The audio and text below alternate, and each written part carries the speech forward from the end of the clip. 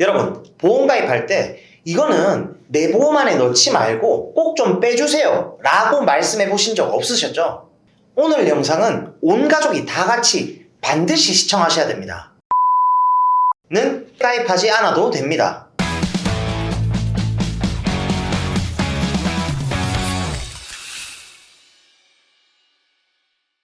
네, 안녕하세요. 여러분들의 갈증을 톡 쏘는 보험 지식으로 해소시켜드리는 보험사이다입니다.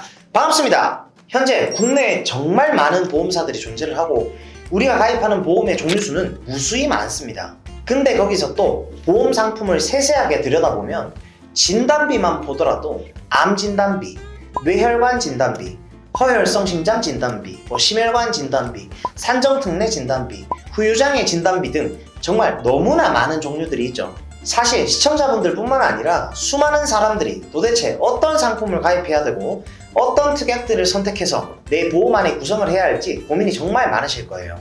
가까운 사례만 보더라도 옆집 철순의 엄마랑 나랑 똑같이 보험에 월 15만원을 붓는데 나는 실비보험만 6만원이고 옆집 철순의 엄마는 실비가 또 만원이래요. 그리고 가입해놓은 건강보험의 담보특약 또한 전부 다 제각각이죠. 그리고 보험이라는 건 저축도 투자도 재테크도 아니죠. 보험은 의료비 마련 재원 중 하나이기 때문에 내 재정 사항에 비해서 과한 보험료는 오히려 독이 될 수 있습니다. 결론부터 말씀드리자면 납입 가능한 월 보험료 범위 내에서 보험을 정하셔야 되고 쓸모없는 특약들은 체크를 좀 확실하게 하셔서 불필요하게 지출되는 보험료를 줄이셔야 된다는 거죠.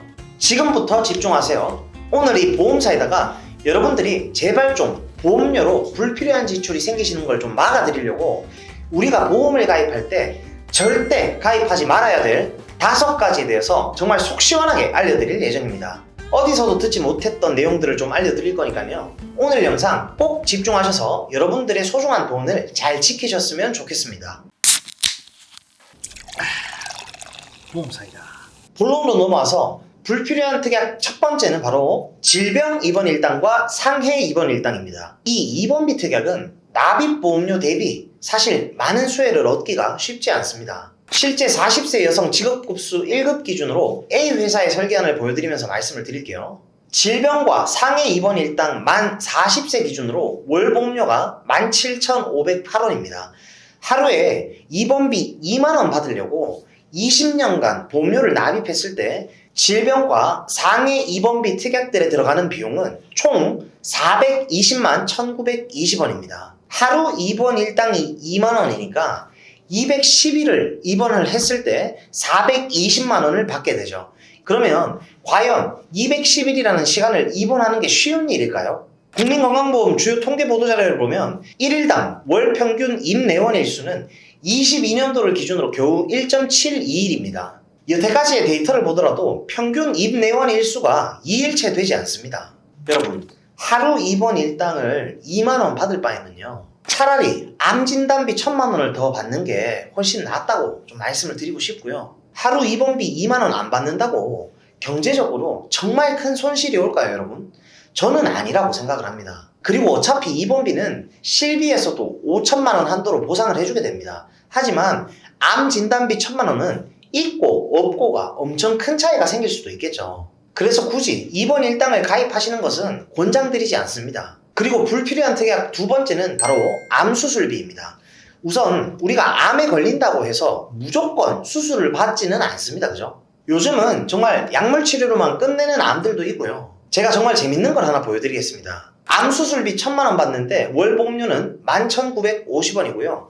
암 진단비 1,000만원 받는데 월 보험료는 9,660원입니다. 여러분, 뭔가 감이 좀 오시나요? 자, 우리가 만약에 암이 올 것 같으면 주치의한테 우리가 진단을 먼저 받나요? 아니면 수술을 먼저 받나요? 그것도 아니면 항암 약물 치료를 먼저 받나요? 아니면 입원을 하나요?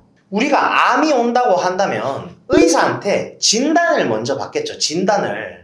수술을 할지 말지, 약물 치료를 할지 말지, 입원을 할지 말지는 그걸 누가 정합니까, 여러분? 의사가 정하게 되죠. 의사가. 내 담당 주치의가 내 상태를 보고 나서 어떤 치료를 할지 말지를 정하게 되잖아요. 내 몸에 있는 게 도대체 어떤 암인지 진단을 먼저 받고 치료를 그때 들어가든지 말든지 할 것 아닙니까? 이제 감이 좀 오시죠? 암 수술비 가입할 바에는 진단 받자마자 지급을 받을 수 있는 진단비를 가입하시길 권장드립니다. 왜 비슷한 돈을 주고 누구는 진단만 받으면 보험금을 받고 시작하는데 진단을 받고 그 뒤에 수술까지 받아야지만 지급이 되는 암 수술비를 도대체 왜 가입합니까? 왜? 보험사이다. 다음으로 불필요한 특약 세 번째는 바로 질병 사망입니다. 사실 저 같은 경우는 사망보험금은 가장한테는 정말 중요한 보장 중 하나라고 생각을 합니다. 특히나 가장으로서 이제 가정을 책임져야 되는 분들한테는 필수적으로 권장을 드립니다. 하지만 질병 사망 특약은 추천드리지는 않습니다. 여기서 말하는 질병 사망 특약이란 질병으로 인해서 사망을 해야지만 지급이 되는 특약인데 쉽게 말해서 상해나 교통사고로 인한 사망이나 우리가 암 치료 이력이 있더라도 요즘은 노화로 인해서 자연사를 하시는 분들도 있잖아요. 근데 사인이 반드시 질병으로 인한 사망이어야지만 지급을 합니다. 우리가 어떻게 사망을 하게 될지는 사실 아무도 모르잖아요. 그죠? 병이 있어도 그 병 때문이 아니라 다른 원인으로 인해서 사망을 하게 되는 경우도 있을 수 있잖아요. 근데 40세 남성 기준 질병 사망보험금을 5천만 원만 설정을 해도 얼마죠? 34,000원이나 합니다.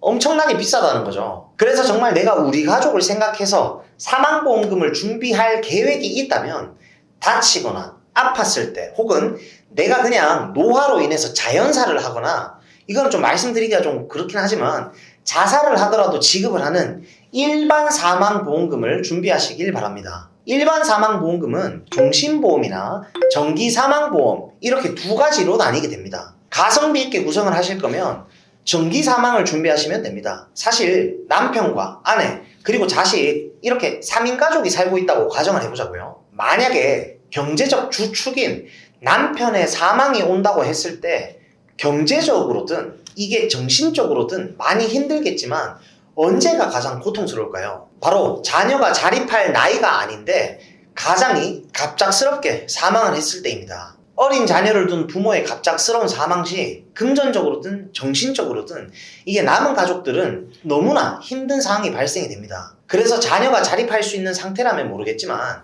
만약에 어린 자녀를 둔 부모 둘 중 한 명의 갑작스러운 부재 시에는 남겨진 가족들을 위한 사망보험금이 필요하겠죠. 남은 사람들은 살아야 되잖아요. 그래서 사망보험금은 내가 희망하는 나이까지만 사망보장을 받을 수 있도록 정기사망을 구성하실 것을 권장드립니다. 실제로 제가 얼마 전 40세 남성분께 정기사망보험금 가입을 도와드렸는데 납입기간을 20년으로 설정을 하고 질병이나 상해 사망이 아니라 일반 사망보험금을 1억 원을 60세까지 보장을 받게끔 구성을 하는데 월 보험료가 23,000원 밖에 하지 않았습니다. 이런 진짜 좋은 보험 지식들은 아마 여러분들 처음 들어보시는 분들 정말 많으실 거예요. 생각나는 사람들이 있다면 얼른 주변에도 공유를 좀 해주시고요. 보험 광고는 손해보험 광고심의 기준을 준수하였으며 유효기간은 심의일로부터 1년입니다. 자, 그럼 다음으로 불필요한 특약 네 번째는 바로 질병 후유장애 특약입니다. 우선 후유장애가 생소하신 분들을 위해서 정말 쉽게 설명드리겠습니다. 이 영상으로 공부하면서 여러분들도 얼른 증권 한번 펼쳐보세요. 쉽게 말해서 후유장애란 만약 우리가 병에 걸리거나 또 사고로 다치게 되었을 때 치료가 모두 끝났지만 이게 더 이상 회복이 되지 않고 우리 몸에 영구적으로 남아있는 장애를 말합니다. 보험회사에서는 이 후유장애를 보장해주는 특약이 있는데요.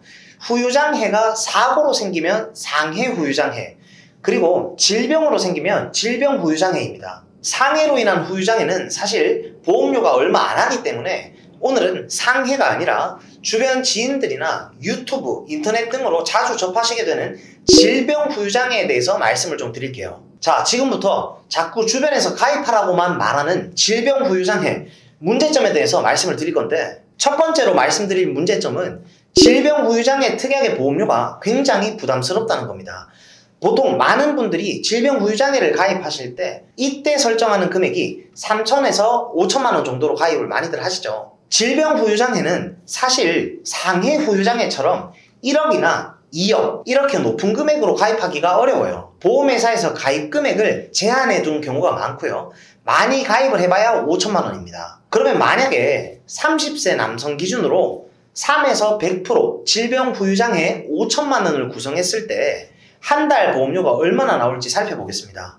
만약에 100세 만기로 가입을 한다면 질병 후유장애 특약만 월 보험료가 약 78,000원이고요. 90세 만기로 설정을 하면 월 보험료가 35,800원입니다. 아니, 이게 사실 말이 되나요? 보험을 좀 특약별로 기회비용을 계산을 해보셨던 분들이나 아니면 제 고객님들이나 좀 보험을 공부해보셨던 분들은 다들 아시겠지만 너무 비쌉니다. 물론 보험사마다 금액이 차이는 다 나겠지만 특약 자체가 너무 비싸다는 거죠. 그렇다고 후유장애 판정을 받기만 하면 가입한 5천만 원을 전액 다 지급을 하냐? 그것도 아닙니다. 일단 우리가 가입한 이 5천만 원을 전부 다 받으려면요, 장해율이 100%가 나와야 됩니다. 장해율 100%를 받으려면요, 여러분, 두 눈이 모두 실명돼서 하나도 안 보여야 되고요. 하필 한쪽 눈만 실명하면 50% 후유장해입니다. 그런데 밖에서 다쳐서 실명되는 게 아니고 이게 꼭 질병을 원인으로 눈이 멀어야 됩니다. 만약에 우리가 35세에 질병 후유장애 5천만 원을 가입해서 한 70세쯤에 합병증으로 한쪽 눈이 멀었다고 하면 이때는 2,500만 원을 받을 수가 있습니다. 그런데 여러분, 35년 뒤에 질병으로 눈 한쪽 시력을 잃을 일이 저는 확률적으로 크진 않다고 보고요. 받아봐야 2,500만 원인데 2,500만 원이면 35년 뒤에 물가를 따져보면 그렇게 와, 보험금을 너무 잘 받았다, 너무 기분이 좋다, 아니요, 저는 진짜 잘 모르겠습니다. 그리고 질병 후유장해를 추천하지 않는 두 번째 이유를 바로 말씀드려 볼게요. 만약에 우리가 질병 후유장해를 가입하고 정말로 거기에 해당하는 장해 판정을 받아도 보험금을 받는 과정이요, 그렇게 쉽지가 않습니다. 이건 후유장해 보험금을 청구해 보신 분들은 정말 많이 공감하실 거예요. 우리가 어떤 질병에 걸려서 합병증으로 한쪽 손목에 신경이 끊어져 가지고 손을 움직일 수 없다고 해볼게요. 그러면 손이 회복이 될지 안 될지 바로 판단을 하기가 어려운 경우가 많겠죠. 이때는 후유장해로 보험금을 청구하려면 6개월 뒤에 병원에서 한 번 더 진단을 받고 청구를 할 수가 있습니다. 이게 왜냐면요, 회복 가능성을 따져보기 때문입니다. 그래서 보험금을 받으려면 최소 반년 이상은 걸리기 때문에 이거를 치료비로 바로 쓰기도 어렵습니다. 그리고 여러분, 장해 판정은 총 3가지로 나눌 수가 있는데, 첫 번째 영구장해, 두 번째는 한시장해, 그리고 마지막 세 번째는 단순장해입니다. 영구장해는 말 그대로 장애가 회복될 가능성이 전혀 없는 상태를 말하고요. 한시적 장애는 5년 이상 장애가 지속돼야지만 회복될 가능성이 있을 때 이걸 한시적 장애라고 말합니다. 그리고 단순장애의 경우에는 5년 이하의 장애를 말합니다. 그런데 여러분, 질병 후유장애 특약은요, 영구적 장애에 대해서만 보장을 해줍니다.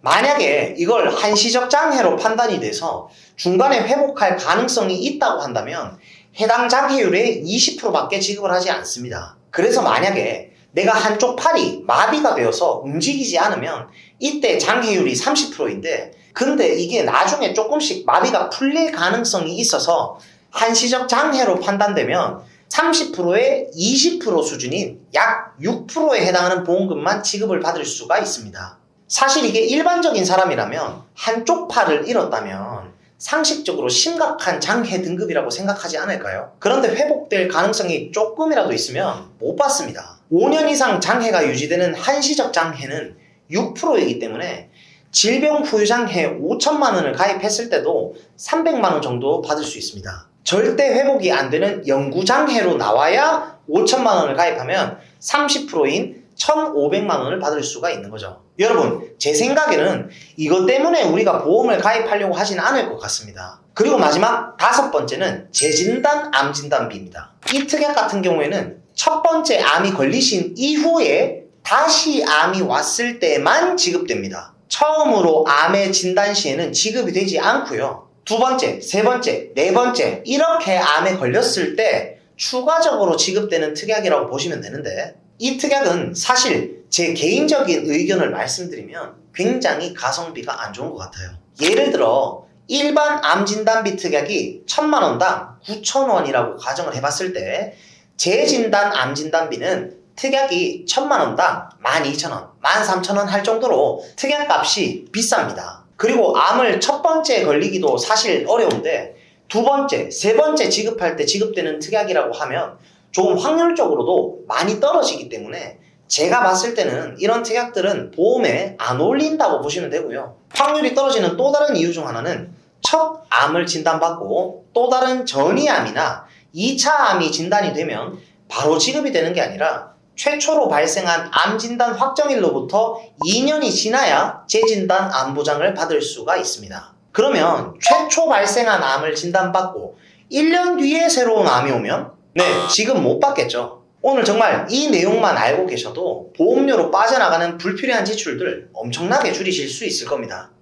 오늘은 보험 가입할 때 가입하면 안 되는 불필요한 5가지에 대해서 정말 속 시원하게 알려드리는 시간을 좀 가져봤고요. 제 영상을 시청해주시는 많은 분들이 보험을 통해서 꼭 손해가 아니라 수혜를 받아보실 수 있는 그런 분들이 모두 다 되셨으면 좋겠습니다. 저희 보험사이다 채널에서는 고객 한 분 한 분께 면밀히 최선의 설계를 도와드릴 수 있도록 30개 이상의 생명보험, 손해보험 여러 회사들을 비교 설계 및 약관 분석을 통해 도움을 드리고 있습니다. 보험가입이나 리모델링에 대해서 궁금하시고 상담을 희망하시는 분들은 댓글창에 있어요. 댓글창에 상담 신청 링크를 클릭하시거나 아니면 카카오톡 검색창에 뭐라고 검색을 해야 되냐면요. 카카오톡 검색창에다가 보험사이다 검색을 하셔서 연락을 주시면 순차적으로 면밀히 상담을 도와드릴 수 있도록 하겠습니다. 그럼 보험사이다 구독, 좋아요, 알림 설정 잊지 마시고요. 그럼 다음 시간에 더욱 시원하고 톡 쏘는 보험 지식으로 찾아뵙도록 하겠습니다. 이상 보험사이다였습니다. 감사합니다. 본 광고는 손해보험 광고심의 기준을 준수하였으며 유효기간은 시민으로부터 1년입니다.